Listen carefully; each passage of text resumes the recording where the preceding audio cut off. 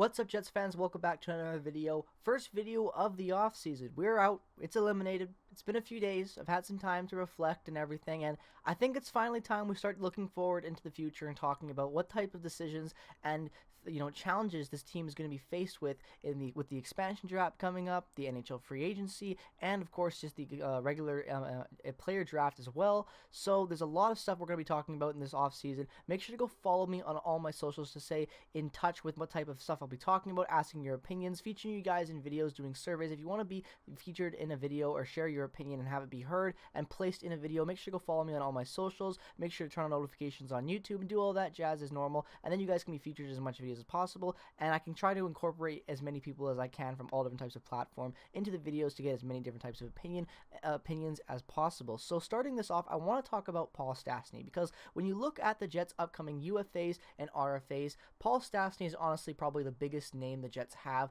when it comes to a player that is expiring, regardless of them being UFA or RFA. Andrew Copp probably had a very good year, as we know, so you can make the argument there as well, but I think Paul Stastny is probably the most interesting case, mostly due to the fact that he had a pretty good year, all things considering, what we gave up for him and where he was last year and why Vegas cap dumped him in the first place. So before we, and honestly, it's very interesting, because when you go back and look last year with the Vegas Golden Knights, he only spent 2 years in Vegas, and when you look at the 2 years he spent in Vegas, after spending that 19 games with Winnipeg and going on that run to the Western Conference Final, in his first year with Vegas, he had a pretty good year.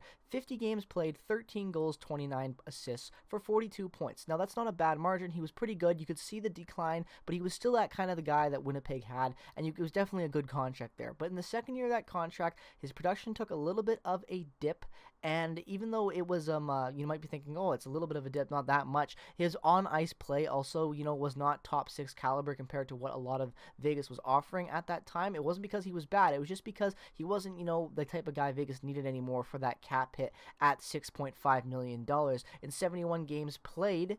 So more games played and less points. 17 goals, 21 assists for 38 points. And you might be thinking 38 points, 42 points, pretty similar, and he had more goals. Not a bad year. Why would Vegas give him up? Because of the fact that he only had 38 points, making $6.5 million. That's a lot of money to be giving a guy who is starting to get into the decline and is in an interesting, situation where they want to go out and sign and bring in other talent. So you look at him with Winnipeg this year in the shortened season. 56 game played with the Winnipeg Jets this year.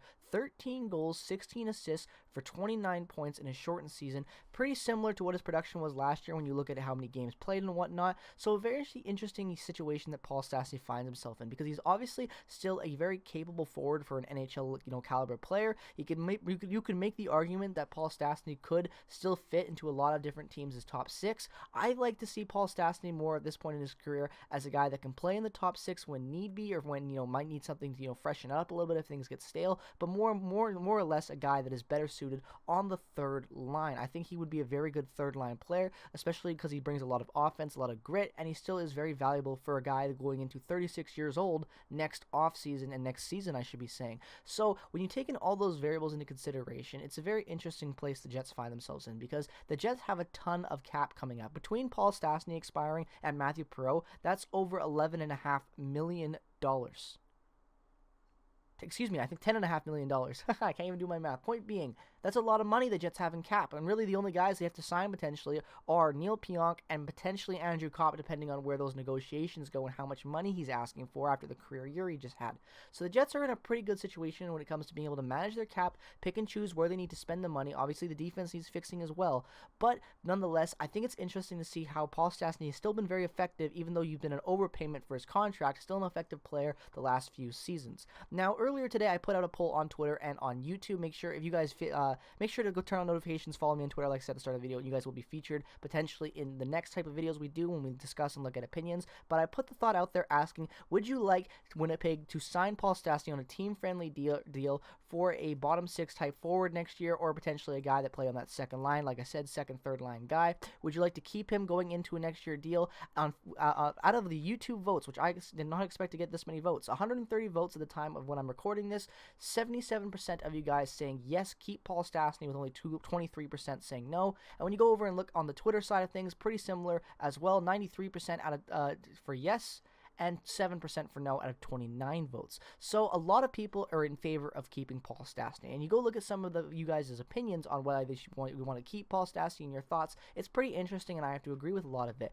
Going over to the YouTube comments, looking at Ricardo saying he would like to keep him back, but he would prefer the Jets to address the defense first. Now, I agree with that, Ricardo, but the thing is that you already know that Cheveldayoff is going to be looking to replace the guys you have expiring, guys like Forbert, Pullman potentially, and not to mention you have prospects like Heinola and Sandberg, guys like Stanley, who really started to show, he might have potential offensively that we still haven't seen in his rookie year, in the playoffs there in that last game, getting those 2 goals, and also just, being pretty good offensively in the playoffs at times, especially in that first round as well against Edmonton. So I think that they will be addressing D, but I think, maybe not having to spend so much money on defense and filling it up entirely is something that they have to worry about. It's like 1 or 2 guys away because you have a lot of prospects that could come in and really fill it up. Going over to Piper Sniper saying he would love to see him back on a 3-by-1 deal. That's something that I think was very, very possible. I think that that's something that Stastny would consider signing with the Jets because he is going to be 36 years old. That's pretty old, and $3 million I think is a fair offer for him. So if you can get him for $3 million for 1 year, I think you do that, especially considering there's no really term attached to it. So if he doesn't have a great year, you're paying him $3 million for this season and that's it. It doesn't have any long-term repercussions. I think that would be a pretty smart deal for the Jets to consider. And he goes on to say a Perfetti, Stastny, Appleton line would be pretty interesting to watch. I agree. Who knows if we'll see Perfetti making the team next year. I think he was a good chance, but we'll see what happens there, obviously. Jack Einfield coming in saying grab him on 3 years, easy. I don't think you give him, like I said, a lot of term. I think you give him a 1-year deal and maybe see how it goes and keep him around if he wants to stay. But maybe 2 years max is where you go. I think that's all I would go at maximum, but personally I think a 1-year deal is better. And those are just some of the comments on YouTube. Going over, and again, Jets fans saying $2 to $3 million. I think that's a very, very, very fair offer for him, and I think that he would accept that, honestly, a $3 million 1-year offer. I think that makes sense for him when you look at his family, where he's at right now with his age and everything, and the season he had. I think $3 million is pretty fair for what you're getting from him. Obviously, there could be a team to overpay for him and give him a $4.5, $5 million contract, and if I'm Paul Stastny at 36 years old, going to be 36 years old, I would take a contract like that and look for one last big payout. But at the same time, maybe you want to win a cup. You got friends here, Wheeler's here. He's probably not going anywhere, so we'll see what happens there. But I think it's very interesting to see that a lot of you guys want to keep Stastny, because I do too, but it has to be for the right term and money. I don't want to see us go out and give him like a 3-by-3 extension or something stupid like that. If that happened, the team is just shooting themselves in the foot. It's just not something you do and invest in with a guy that is going to be 36 years old, regardless of how good he's been the last 3 years. You never know. You don't want to find yourself into a situation like the Leafs did when they had Patrick Marleau making all that money and he started to decline heavily after they had signed that deal, and you had to give up a first-round pick just to shed that salary. The Jets don't want to have to do that. Look back to what they already had to do when they had to cap dump Steve Mason. They had to give up Joel Armia, and look how effective Joel Armia has been for the Montreal Canadiens and his development and growth with that club since that trade, and look how good he was against us in the playoffs last round. I would love to have Joel Armia on this team still. I think a lot of you would as well, so you might not want to have to look at giving up assets because you make that mistake, of signing a guy that's getting up there in age, even though he's been good and consistent last few years. Taking that risk with term is just way too risky, I think. Giving him a short-term deal with a little bit extra cash, maybe $3 million, maybe even 3.2 around there, I think would be an offer Paul Stastny should accept. I think that's fair, especially with the role he would give him with the club. I think that Paul Stastny, realistically, my thoughts on the whole situation, I think he will resign.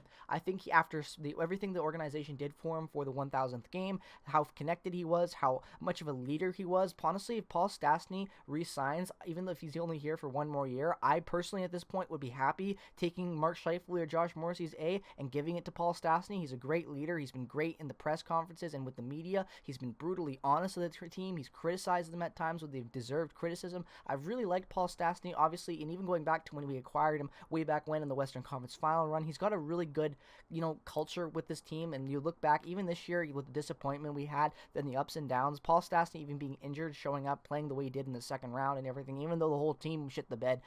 I have a lot of respect for Paul Stastny. I really like him. I think he's a very good player, one of the all-time greats, a very underrated player too. So I would love to keep him around and have him for next season, obviously. And I think the Jets would too, and I think Chevy would really like to keep him as well. Look at what we had to look at what the Cheveldayoff did, just trying to keep him back after we were eliminated by Vegas before he signed with them. He moved Mason in, to make that cap to try to keep Stastny and give him a good offer, but he chose Vegas. I think now at this point, I think he chooses Winnipeg at this point in his career. But let me know your thoughts down on the comment sections below, as always, on the subject matter. You guys want Paul Stastny? If you voted, let me know why. Maybe just let me know more of your thoughts if you voted yes or no on that poll if you did. And with all that being said, thank you so much for watching this video. I'm Peg City Hockey. Peace, love, and positivity as always, ladies and gentlemen. I will be back with more Jets content very, very soon. Working on a lot of big video ideas, so if there's some couple day gap in between uploads, not going anywhere, just working on some, bigger videos. With all that being said, thank you so much for watching this video. Peace, love, and positivity as always, like I just said, and I'll see you guys in the next one. Bye-bye.